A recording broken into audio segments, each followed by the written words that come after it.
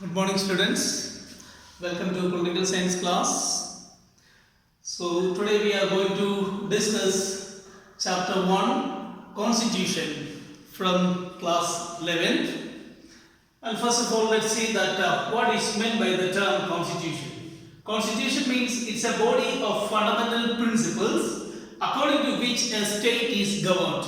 For ruling a government, what are the rules and regulations or what are the principles required? They are considered or termed as constitution. The second one, we can see that about the Constituent Assembly. So in India, we can see that it was formed in 1946 under the Cabinet Mission Plan, and there were mainly 8 committees. They constituted or they made the constitution. For making constitution, the Constituent Assembly had to function as 2 major functions. One as a Constituent Assembly, as an elected representative assembly. By the time it was not elected, but they functioned as elected assembly to rule the country, and at the same time they functioned as a law-making body too. So this particular law-making body was made in 1946 under the Cabinet Mission Plan. And the second one, what are the functions of the Constitution?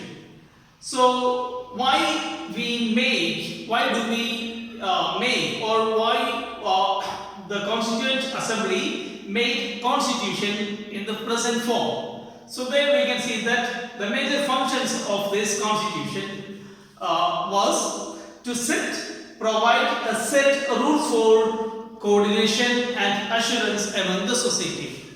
So when India got freedom, we can see that there was so many issues over there regarding religious as well as communal violence, such as even the division of Pakistan and India was based on the same religious issue.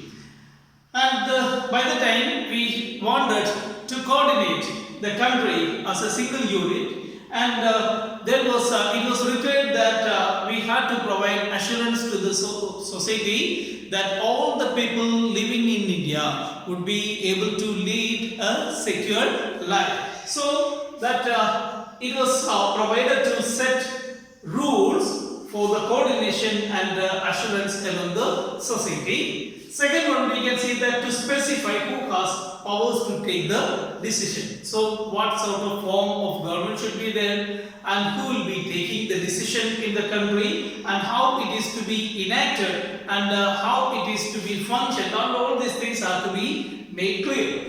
Third one, we can see that it was to set the limit and scope of the government. So what should be the scope of the government and what should be the limit? So whether they have limitless power or whether their power is limited. So the power of the government is limited, made by Constitution.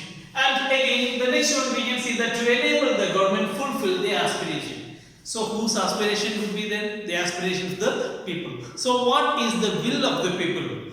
So what the people wanted, or what the people want from the government, that is to be fulfilled by the government. So the government is made compelled by this Constitution to fulfill the aspiration of the people.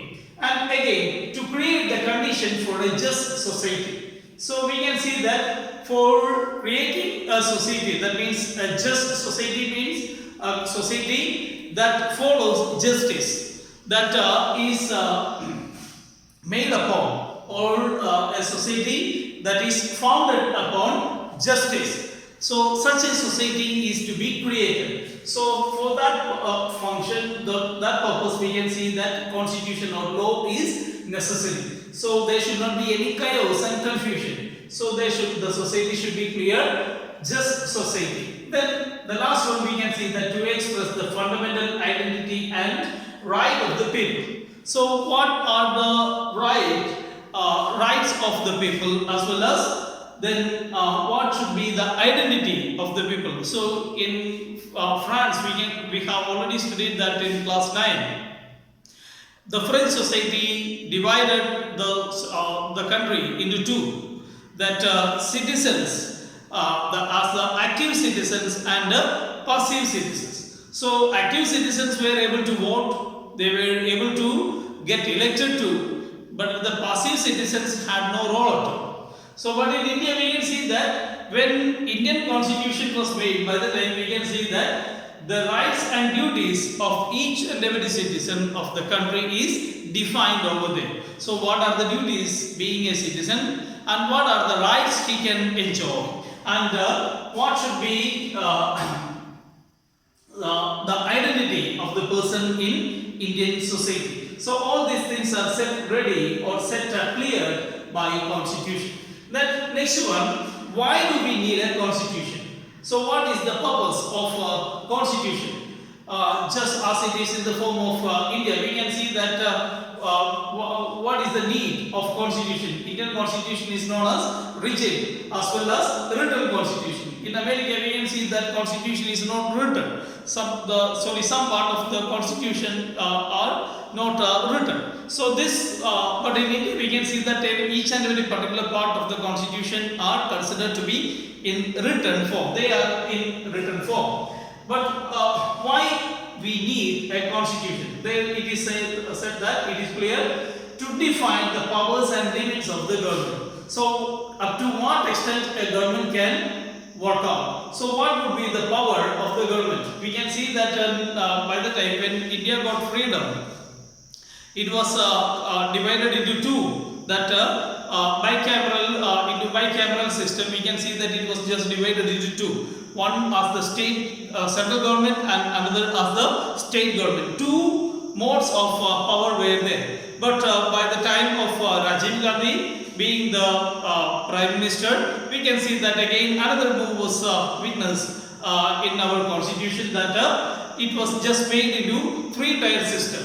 So now we can see that the panchayat level or the local self-government is also considered as the part of this three-tier: central, then state, and the local self-governmental system. So what should be the limit of the power that central government can exercise, and what should be the limit of the power that state government can exercise, and what should be the power, what are the things that should be done by both the governments together, so that we can see that they are set with the three lists: concurrent list, then state list, and central list or union list. So with the three lists, we can see that the power is defined. Power of a particular government can exercise is defined.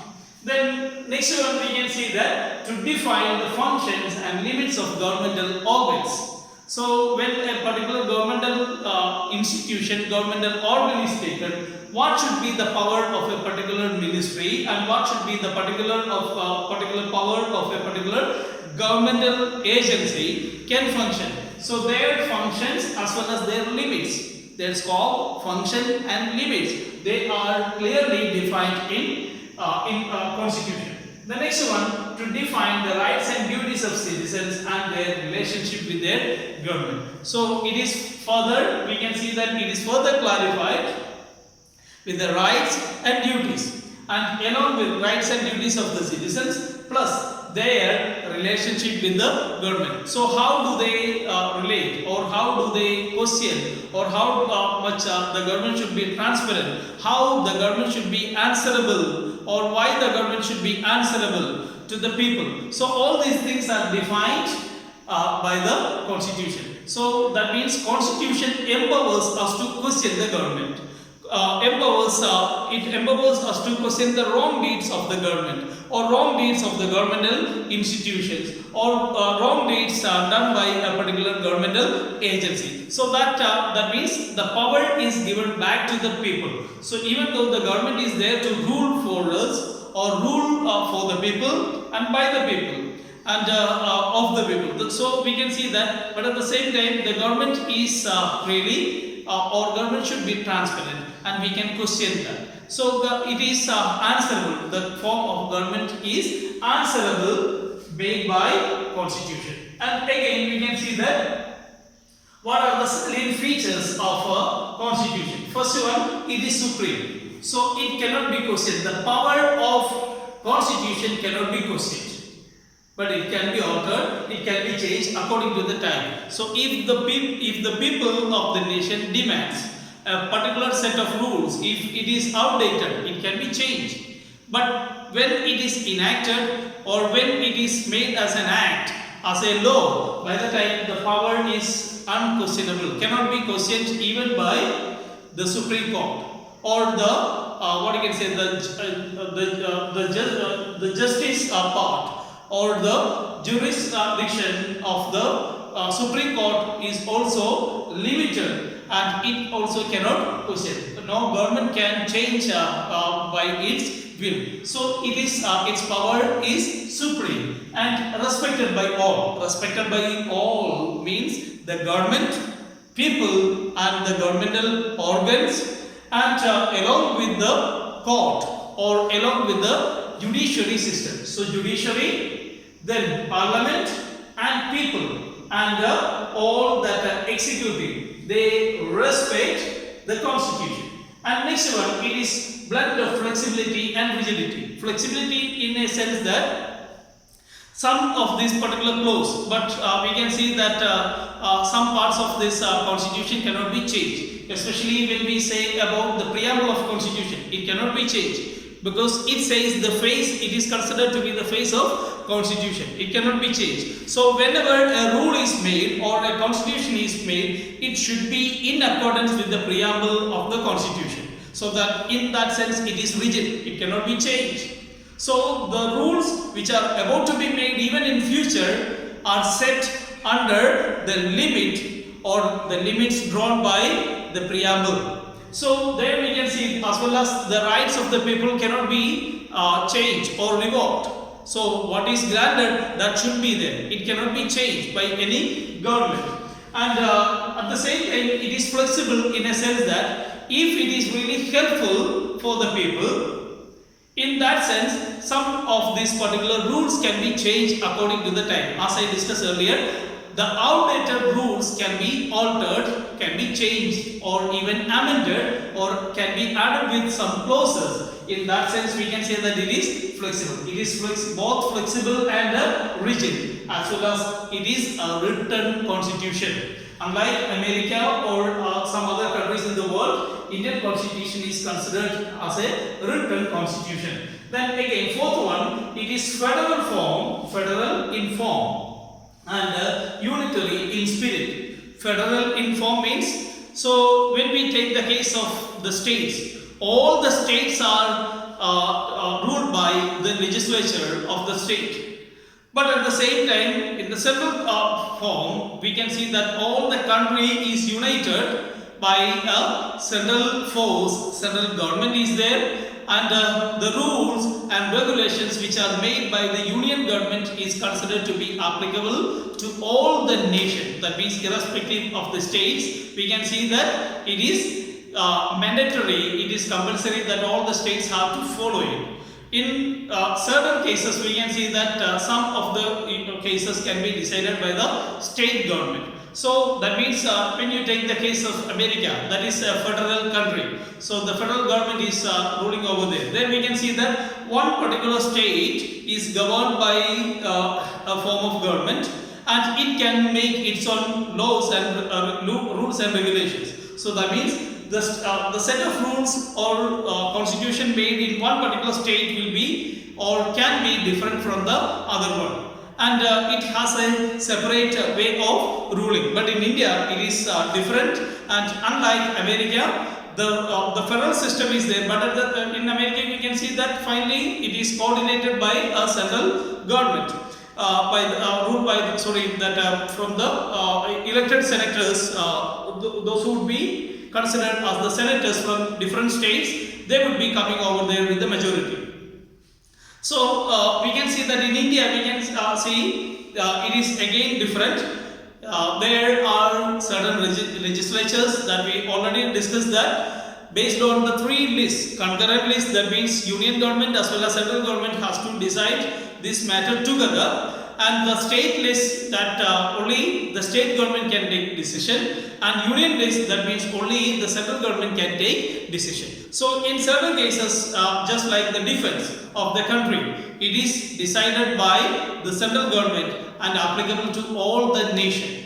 And at the same time, in the case of education, we can see that the major policy is just decided by NCRT, and it is followed by the state government. Certain changes in accordance with the state required can be done by the state governments. So that we can see that state syllabuses are made like that. So that means in such a way that a respect is provided to the state, and the states respect the central government. In that way, we can see that a mutual understanding is there.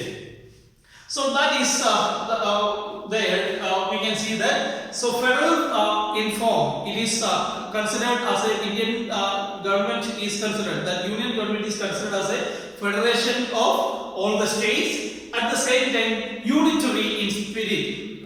Together, we feel that we are Indian. The same unitary spirit is created by Constitution. And again, supreme judicial power. So the power of Supreme Court, the courts are not at all intervened or subjected under the governmental forms. So whether it is state or central government, they cannot control or they cannot coordinate, they cannot decide the matters which are under the jurisdiction of judicial power. So judicial power is free from the clutches of government. That means it cannot be biased. So that is another feature that we can see with the Constitution of India.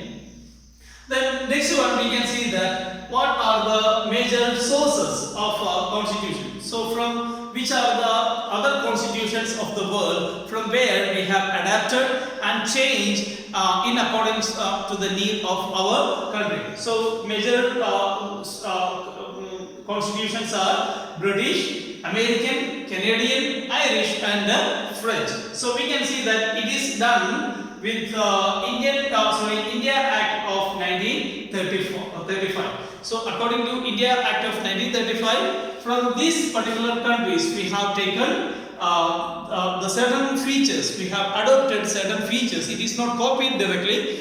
Yeah, they have been adapted to our situation, and finally it is made the part of this constitution. So that's why we can see that. So from major sources of constitutions are from British, American, Canadian, Irish and French. Then the next one, we can see that what is the political philosophy of the constitution. So we can see that it is liberal, democratic, secular, federal, open to community values and sensitive to religious and linguistic minorities and disadvantaged groups. So we can see that it is considered to be liberal. Liberal means free, totally free from the clutches of any other governmental forms. And again, another, it is democratic. So what is democracy? That we have already defined that for the people, by the people and of the people. A government is of the people, by the people and for the people. And again, the next one, secularism. Secularism means the government, Indian government is not the part of any majority or any minority. So that means, so it will not be declaring any religion as official religion. That means there is no official religion. All religions are considered to be equal. So government will not be biased with the part of any particular religion, and government will not side with any religion or casteism. So then again, the next one, it is a federal one, that we have seen that what is meant by federalism. It is considered to be the union of state. So in that sense, we can see that Indian constitution is federal by its nature. So the philosophy is also the same. Then next one, open to the community values.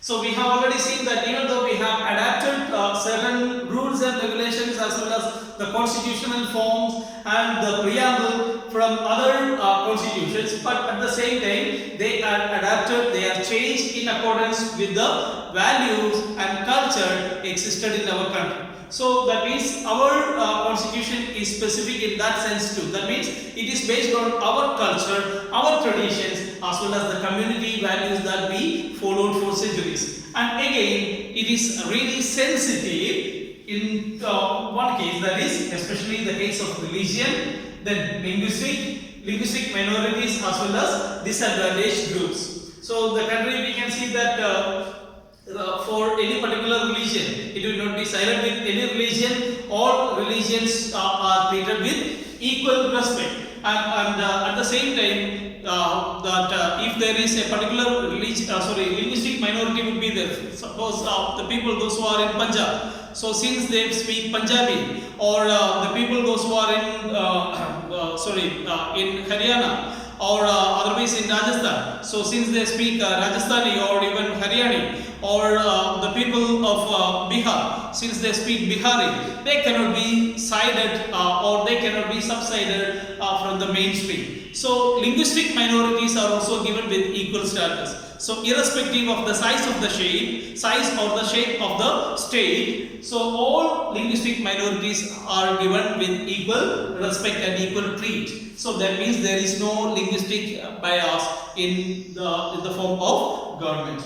Then again, for the case of disadvantaged group, so we can see that for historically many groups of people, or many tribes, or many people who were considered to be unprivileged for for a long time. We can see that even till we received our freedom from the clutches of British, we face such a trouble, especially casteism. That was considered to be the major villain in this regard. So historically, disadvantaged groups who were downtrodden because of casteism and such kind of historical issues, so they are also given with equal status. So that's why we can see that reservation policies also have been adapted only because for bringing them up equal with other classes of the society. So this is considered. So that is also the part of our philosophy, to bring them up and to be made equal with the rest of all the people in the society. Then the other one, we can see that what are the objectives of major objectives of constitution: justice, liberty, equality, fraternity, unity, and integration of the nation. So why this constitution is made? So that says that what are the objectives? So what are the things to be achieved by making constitution? So constitution aims to achieve liberty, complete freedom to the people, and again equality, all are to be considered equal, and fraternity, all should be lived with such a friendly bond or brotherhood. Then again unity, so irrespective of caste, creed, religion, linguistic barriers, as well as whether they belong to a particular community, irrespective of all these things, even gender. So there should be unity, to bring the unity of the nation, and again integration of the nation, irrespective of their language, tradition, culture. We have to integrate, we have to bring all the people of India together. So these are considered to be the aims and objectives of constitution. Then again, when we take the case of philosophy, we need to discuss one more thing, that why do we adopt a philosophy? Why do we adopt a philosophy and add as the part of this constitution? So we can see that there are three major things to be discussed. First one, to understand the conceptual structure. So what is the concept and the structure of the constitution? So how or why this particular structure has been adopted? That is said by the philosophy of constitution. That means constitutional philosophy clearly defines that why we have to adopt a particular rule, and why this particular rule is to be adopted, and how it is adopted, and for what this particular rule is adopted, or a particular what we can say that the constitutional act or a constitutional resolve is to be done. And the second one, to grasp the set of ideas embedded. What are the main ideas included for deciding? That means, suppose if we take the case of justice, or otherwise we take the case of liberty. Liberty, equality, fraternity had been adopted from French Revolution. So when we take the case of these policies, so why it is considered to be as an objective? So liberty means India was not free when India was made free declared free in 1947. So by the time we can see that liberty or freedom was